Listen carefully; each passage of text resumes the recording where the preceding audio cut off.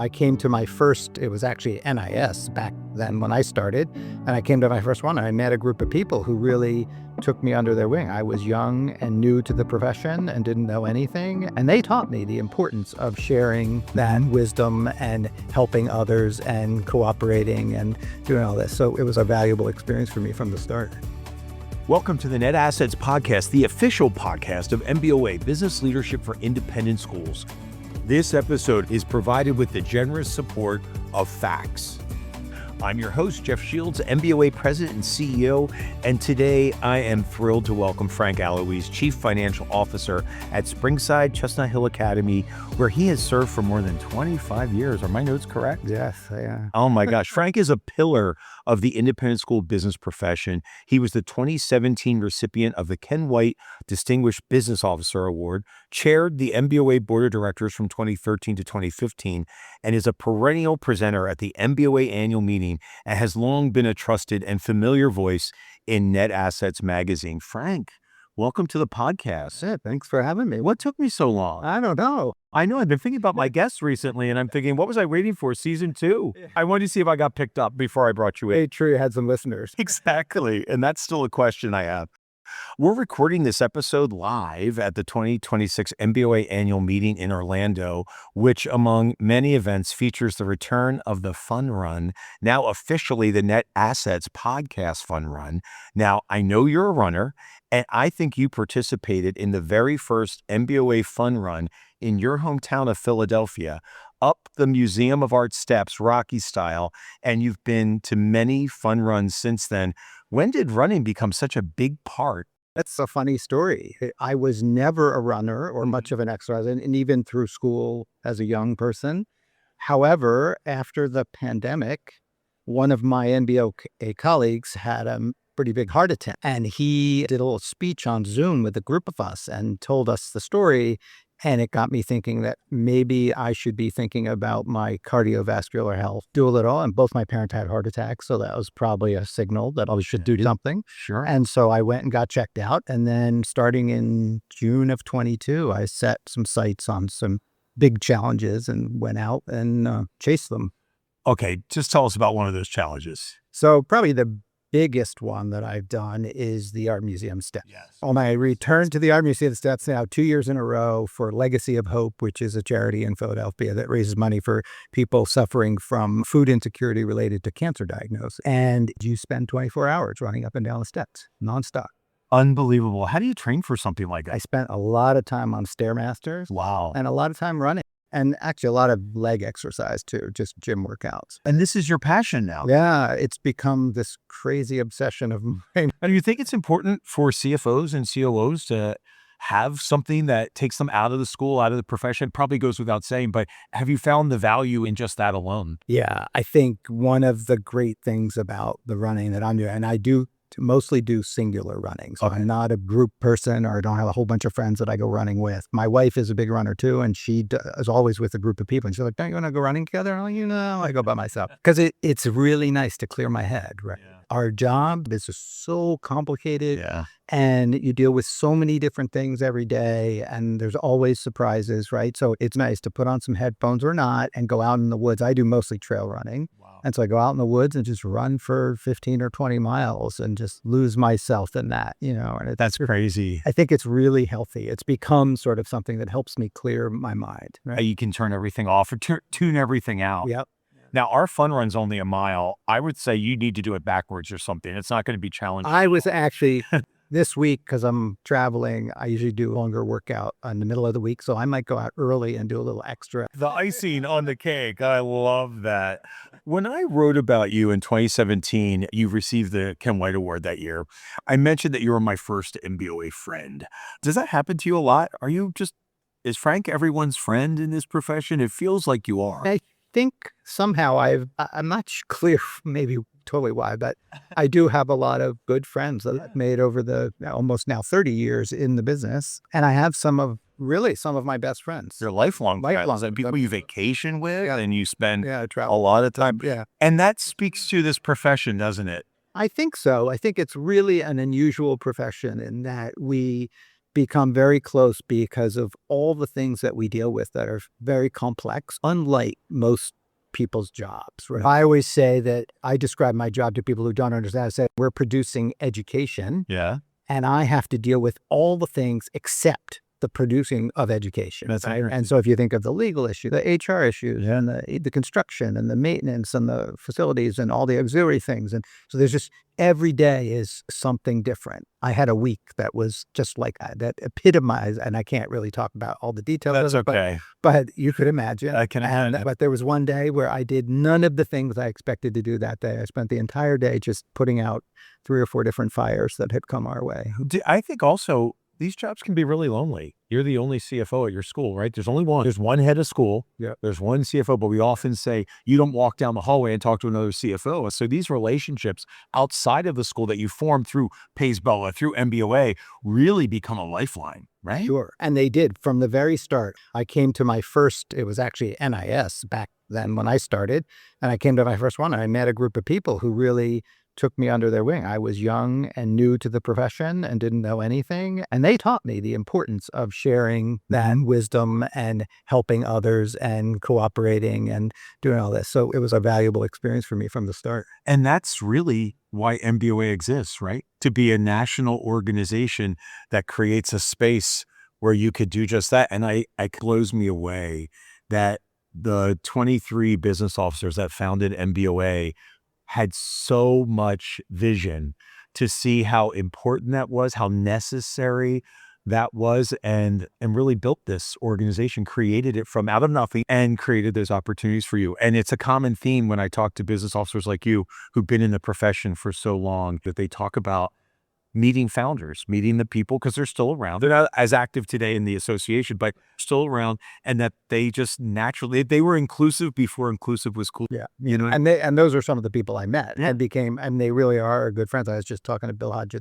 this oh my God. ago, so it's fascinating that camaraderie exists in this business. And I think it is a very unique thing. And I think it is driven by the fact that you can't walk down the hall and share all the things that you're wrestling with on any given day, or that you're working with the head or the HR department or, the board on investments, or there's just this wide range of things that you're doing that a lot of people the other people in the business in your school are not really interested in, right? But they have their niche that they're focused on.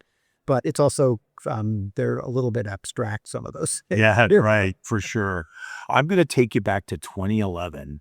It was a big year for you, and it was a big year for your school because you oversaw the merger between Springside School, which was all girls, and Chestnut Hill Academy, all boys.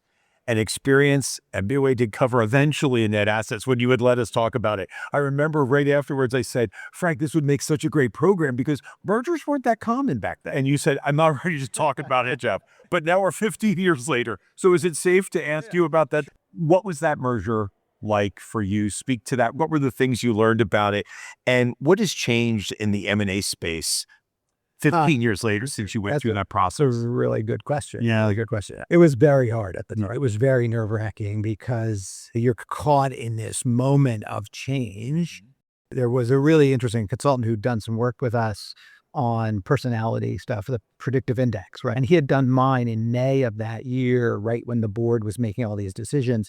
And there's this graph that shows your drives, your motivations, and how you're behaving. Sure. And mine was completely vertical. And that's not my normal behavior. My normal behavior is very extreme. Okay. So my chart is these lines that go from one end of the graph to the other. And here I was at this vertical point. And he came to me in the head after he'd done this survey, and he looked at the head and he said, what is going on right now in Frank's work? Because if you don't let him loose, he's going to explode. Wow. And it was because I just couldn't do any. I had to wait, and the decision making was very slow. And I'm a person who likes to go and get things done. in there, fix it. Yeah, let's move to the next. Find the problem, get it done, or sign it to someone and move on. Right. So I was really struggling with that. That sort of moment of stop everything, and you have to make all these new decisions. But then it was really exciting. There was a lot of work to do to bring. I ran 3 corporations for 3 years because there was a parent corp and then the two schools. And we had to do that because of all the bond issues and financial issues and legal issues and name changes and property exchanges and all these. Yeah, there's just so many things to do in the background that most people didn't care about, didn't know about, but really some fascinating sort of business machinations that happened behind the scenes. A very interesting experience because of the sort of the legacy of these people who've gone to these schools who feel so passionate about the brand and their name school, and trying to bring them along on this journey of what we believed was going to be a better school, an improvement for everybody for the future, a modern version of what we've been doing. But everyone has to give something up in a merger, right? And it's hard to get to that place. Or maybe find the right thing that you're willing to give up, but you also have to buy into the greater good. You have to buy into what's on the other side too. And that was hard because it was all about the people. Schools are about people and getting the people to make those decisions and those choices. Some people chose to leave, both parents who didn't believe in the brand or thought we were doing something wrong, and even employees who know this isn't the place that I want to work. But today we see some really interesting phenomenon of these people coming back, alums who are now really proud of what we've built over these 15 years, and donors who've come back in pretty big ways to support this new school out of two schools that were about 175 years old at the time. Was merging two single gender schools, did that make it harder or easier? Because a lot of folks could see that here's an opportunity, right, to change our program, but educate both boys and girls. And then some people will say, we're committed to all girls education or all boys education. So what did you experience? We did both. Yeah.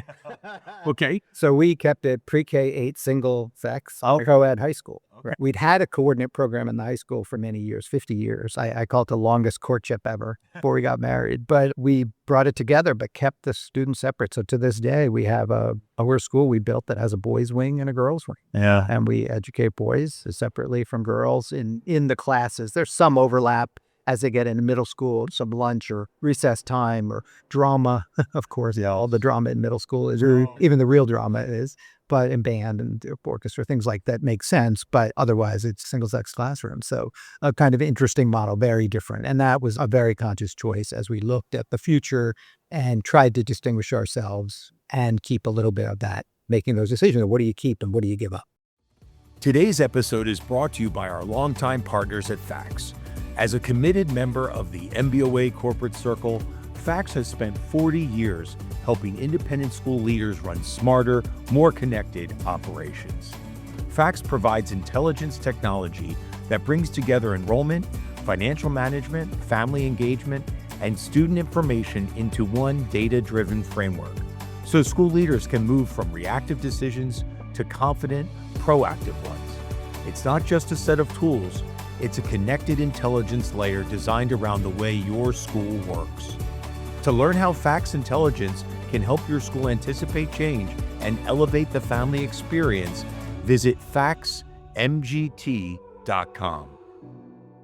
What's the best advice you could give to a school that's considering a merger? The single best advice based on your experience. Rip the Band-Aid off. Oh, just do it. Just do it. Wow. And that's based on? The challenges we had where we had two division heads running one division or two department chairs running a department. Not a good idea. Just move to the new model and fix it as you evolve.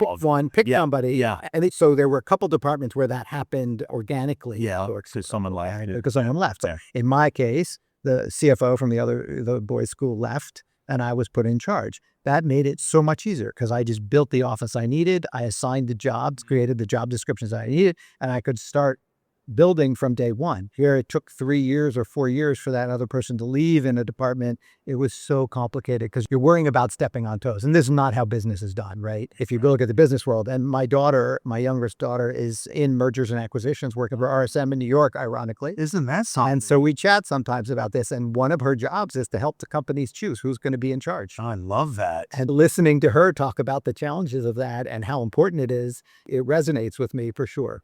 So the apple didn't fall far from the tree. 15 years later, it was the right decision. Absolutely. And you said people really celebrate it now, and it's a source of pride for both of the individual schools that are now merged. I'll talk a little bit about that in my panel discussion. I have an example of an alum who wrote an article, scathing article to the local paper of how horrible this was. Back in 2011, he now comes and speaks to our students. He's the champion of it. That is so amazing. What do you think the future holds for independent schools and mergers and acquisitions? I'll tell you that I was just recently on a panel myself, and someone was lumping mergers and closings together. And I said, I don't think that's entirely fair. I think closing is really a sad situation for any school, but merging is a legitimate business decision that may be in the best interest of both schools and what they're creating. So, what do you see is going to happen in the future for independent schools and mergers in particular? I absolutely see this as a future of coming at us. I see it in the college level. Yeah. I'm hearing out there and closures of colleges. A few in Philly that just went from one day to the next. Yeah. And I interestingly this week got a note from a school in Philadelphia. Yeah. They just announced their merger Wow. on two schools on the main line who had been talking about it and came and spoke with me 3 different times with their board chairs and their heads of school. And years ago, it's been 8 years they've been Wow. working on this. Doing the dance. Yeah. For folks that don't know, Philadelphia is a very competitive market with a lot of independent schools in the market. So in your immediate market, you see this as really the future for a lot of schools. In particular, our business is so complicated and hard to operate, as we talk about all the time at all our sessions here about the financial Business model. model. And yeah, it's just a kind of bizarre business that we run. And I have a new thing that I talk about, maybe I'll share with you, but I see the opportunity is probably for some of these smaller feeder schools and pre-K, the 8s and 6s and stuff. Operating those things with a head of school and a business office and a development, it just doesn't make a lot of sense. The economies of scale aren't there. You need so many students and families just to support the basic infrastructure of an independent school. And the cost is just going up and up. At Baumol's cost disease example that we talk about all the time. Yeah. It's just, there is a huge opportunity for consolidation and simplification of the market. And Philadelphia is ripe for it. There's 250 schools within 30 miles of City Hall. And it's wild how many. And I don't think they can all survive. Yeah. And that's a common thing to happen when there is a contraction of the number of students and families that are pursuing this and the number of providers, right? It's really basic economics when there's a misalignment there. I want to ask you, how much has the profession changed since you walked into the school or walked into your first MBOA, or 25 years ago? How different is it? Are you doing a completely different job? Yes. Tell me about it. So I walked into the first, I came from tech, right? Not tech, but high-tech banking. Yeah. I was a derivatives trader in a pretty high-tech office in the banking world. And I came into the office at the Haverford School, and there was the accountant who was working there, who was really the business officer, old school accountant, practically had a green eye shade. He was using very little in the way of computers. Wow. And I had all this green lined paper and these dot matrix printers that he Sharpened pencils and tons of pencils sitting. They were lined up next to him. I'm not joking. And this was true old school accounting, and he'd been there for a long time. Yeah. And I came in, and I had done computers, in the banking world, and had used all kinds of. Did you think, what have I done? A little bit. Yeah. It was a little nerve-wracking at first, but I also saw lots of opportunity. Yeah. First, I had to learn the business, and then I had to see how could I help? And that's just continued. Now with AI and some of the things I've seen, I've used a little bit of it.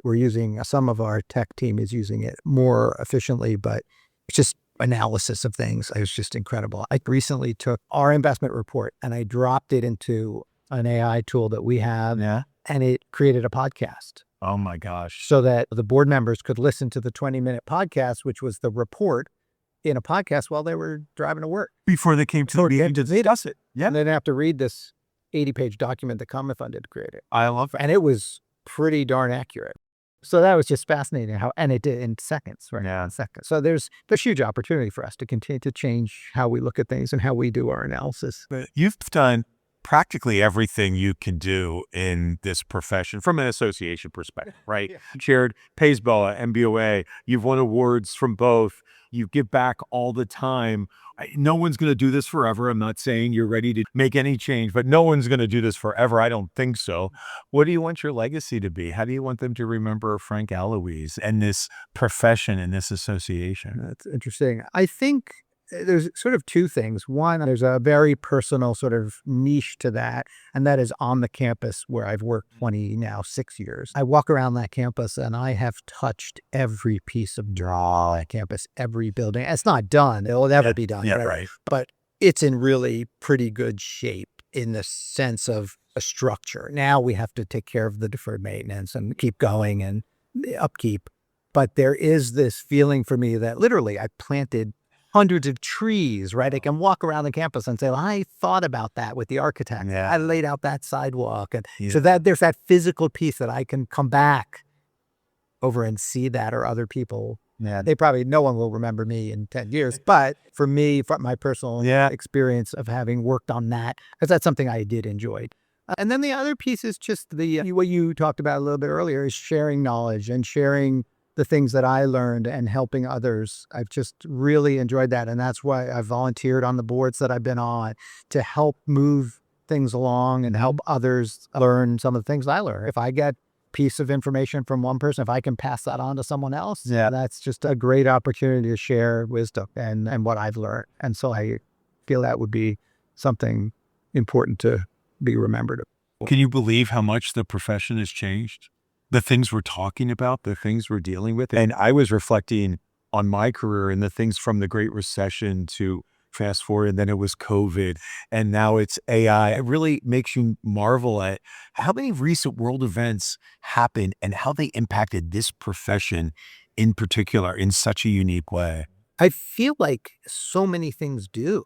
Yeah. It's really interesting. You look at the economy, you look at demographics, all these different things, they all hit us in some way, and we have to respond and react and grow to keep our institutions moving forward. 100%. That's a great note to end on. Frank, thank you so much for joining us today. Thank you for your leadership, your generosity to me personally and professionally, and most of all, the friendship you brought to NBOA and to the independent school community over many years. To our listeners, be sure to take advantage of the learning, connections, and inspiration available through NBOA. Frank, I'm going to look for you Tuesday morning at the fun run, and I won't try and keep up with you. I know better, but I'm glad you're going to be there. And remember, NBOA is your partner in leading the business of independent schools.